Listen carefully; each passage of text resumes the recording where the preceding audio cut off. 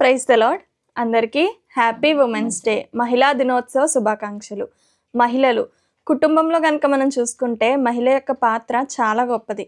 నిజమే కదండి. ఉదయం లేచినప్పటి నుంచి రాత్రి పడుకునే వరకు ఎన్నో పనులు, కుటుంబానికి సంబంధించినటువంటి బాధ్యతలు తీసుకుంటుంది. పిల్లల్ని స్కూల్కి పంపించడము, ఒక గృహ పరిపాలన చక్కగా చేయడం, ఇవన్నీ మహిళలకే సాధ్యం. మహిళలు లేకపోతే ఆ ఇల్లు అనేది ఎలా ఉంటుందో మనం చెప్పలేము. సో బైబిల్ గ్రంథంలో దేవుడు కూడా ఒక మాట రాయించారు. ఏంటంటే, గుణవంతురాలైన స్త్రీ, బాధ్యత కలిగిన స్త్రీ ఏం చేస్తుందంటే తన ఇంటిని కట్టుకుంటుంది అని చెప్తుంది. నిజమే. ఒక బాధ్యత కలిగిన స్త్రీ ఏం చేస్తుందంటే చక్కగా తన ఇంటిని, ఇంట్లో ఉన్న వారిని చక్కగా నిలబెడుతుంది. సో బైబిల్ గ్రంథంలో మనకి పురుషుని ఎలా అయితే ప్రాధాన్యత ఇచ్చారో అదే విధంగా స్త్రీకి కూడా అటువంటి ఈక్వాలిటీనే ఇచ్చారు. కానీ చాలా మంది ఏమంటారంటే దేవుడు పురుష పక్షపాతి అని అంటారు. కాదండి. బైబిల్ గ్రంథంలో మనం ఫస్ట్ నుంచి లాస్ట్ దాకా చూసుకుంటే దేవుడు కూడా స్త్రీకి ఎంత ఇంపార్టెన్స్ ఇచ్చారో మనకు తెలుస్తుంది. సో ఈరోజు బైబిల్ గ్రంథం నుంచి కొంతమంది మహిళల గురించి ఈరోజు మనం నేర్చుకోవడానికి ట్రై చేద్దాము. మీరు కూడా మాతో పాటు క్విజ్లో ఏకీభవించండి. కొన్ని క్వశ్చన్స్ మహిళల గురించి, బైబిల్లోని మహిళల గురించి మనం నేర్చుకుందాం. సో ఈ బౌల్లో మనకి కొన్ని క్వశ్చన్స్ ఉన్నాయి మహిళలకు సంబంధించి బైబిల్ గ్రంథంలో. ఇందులో ఒక్కొక్కటి మనం తీసి అందులో ఉన్న క్వశ్చన్స్కి ఆన్సర్ చేయడానికి ప్రయత్నిద్దాము. సో మీరు కూడా మాతో పాటు ఈ క్విజ్ని చివరి వరకు చూసి ఆన్సర్ చెప్పడానికి ట్రై చేయండి. సో ఫస్ట్ క్వశ్చన్, దయాప్రాప్తురాలా నీకు శుభము అని దేవదూత ఎవరిని పిలిచెను? మరియమ్మ గారు. మనకు తెలుసు యేసుక్రీస్తు ప్రభువారు గురించిన ప్రవచనం యెషయా గారు ప్రవచించారు. ఏంటంటే ఒక కన్యక గర్భవతి కుమారుని కంటుంది అని.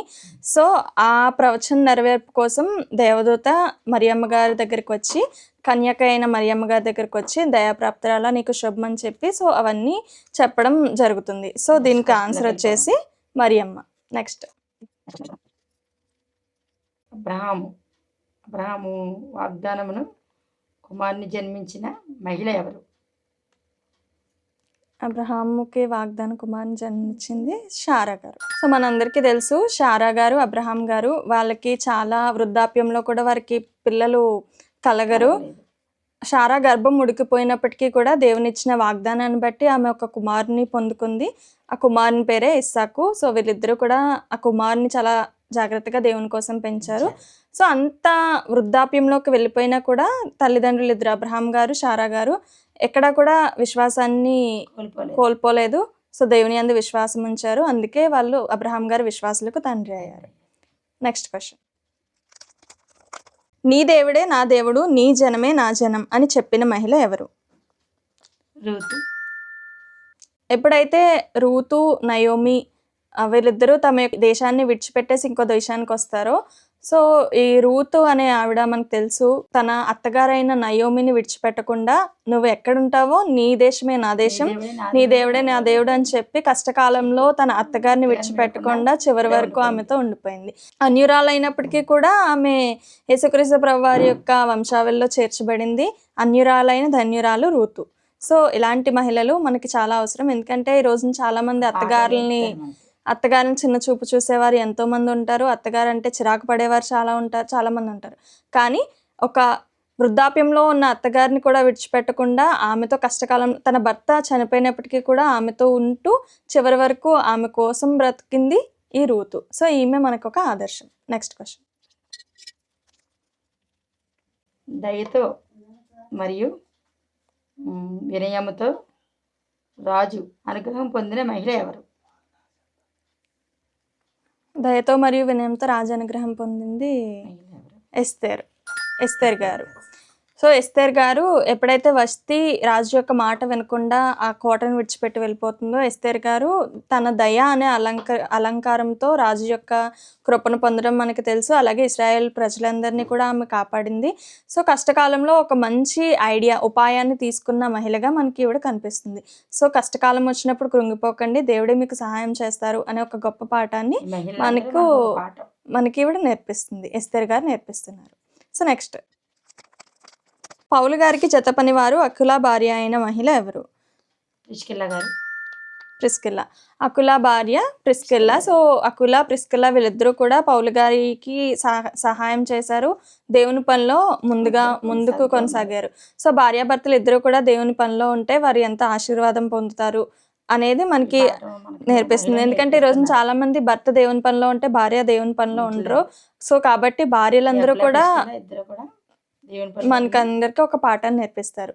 సో, భార్యలు కూడా భర్తకి సపోర్ట్ చేస్తే ఆ కుటుంబం అనేది వర్ధిల్లింపబడుతుంది అనేది మనం ప్రిస్కిల్ల ద్వారా నేర్చుకుంటాం. Next question. బాప్తిసం ఇచ్చి యోహాను తల్లి పేరు. ఎలిజబెత్. సో, బాప్తిస్మ ఇచ్చి యోహాన్ గారి యొక్క తల్లి పేరు ఎలిజబెత్. ఎలిజబెత్ చాలా గొప్ప తల్లి అనే మనం చెప్పొచ్చు. ఎందుకంటే స్త్రీ కన్నా వారిలో గొప్ప వ్యక్తి ఎవరంటే బాప్తిస్మ ఇచ్చి యోహాన్ గారి యొక్క తల్లి అని ఎలిజబెత్ అని మనకి ఇక్కడ పాట నేర్పిస్తుంది ఈ మహిళ. పాలు విడిచిన వెంటనే తన కుమారుని దేవునికి సమర్పించిన మహిళ ఎవరు? అన్న హన్నా. హన్నా దేవుని సన్నిధిలో ఒక నిబంధన చేసుకుంటుంది. ఏంటంటే ఎప్పుడైతే నాకు ఒక కుమారుని కంటారో ఆ పిల్లవాడు పాలు విడిచిన వెంటనే నీ పనికి అప్పగిస్తాను అని. సో, ఎలా అయితే నిబంధన చేసుకుందో ఆ నిబంధన చేసుకున్న రీతిగానే పాలు విడవగానే సమూయేలుని దేవుని యొక్క పనికి అప్పగించింది. సో, మనం ఏదైనా తీర్మానం దేవుని ఎదుట తీసుకుంటే అది తప్పక నిలబెట్టాలి అనే ఒక గొప్ప పాఠాన్ని హన్నా గారు మనకి నేర్పిస్తారు. Next question. యేసుక్రీస్తు ప్రభు వారిని పునరుద్ధానం ప్రకటించిన మహిళ ఎవరు? మొట్టమొదట మగ్దలేన మరియ. సో, చాలామంది సువార్త పరిచర్య స్త్రీలు చేయకూడదు అని చెప్తారు. కానీ ఇక్కడ మనకి ఏం కనిపిస్తుందంటే మగ్దలేన మరియ యేసుక్రీస్తు ప్రభువారి యొక్క పునరుద్ధానంని మొట్టమొదట ప్రకటించింది. అంటే సువార్త ప్రకటన చేసినట్టుగా మనకి ఇక్కడ మగ్దలేన మరియ కనిపిస్తుంది. సో, స్త్రీలు ఎవరైనా సువార్త ప్రకటన చేయాలంటే ధైర్యంగా వెళ్ళి చేయండి. ఎందుకంటే యేసుక్రీస్తు ప్రభువారిని ప్రకటించడం అనేది ఒక గొప్ప ధన్యత. అలాంటి ధన్యత పొందుకున్న మొట్టమొదటి స్త్రీయే ఈ మగ్దలేన మరియ. Next question. యేసుక్రీస్తు పాదాల దగ్గర కూర్చుని ఆయన బోధన శ్రద్ధగా వినిన మహిళ ఎవరు? Maria. Maria. Magdalene Maria. Mariya.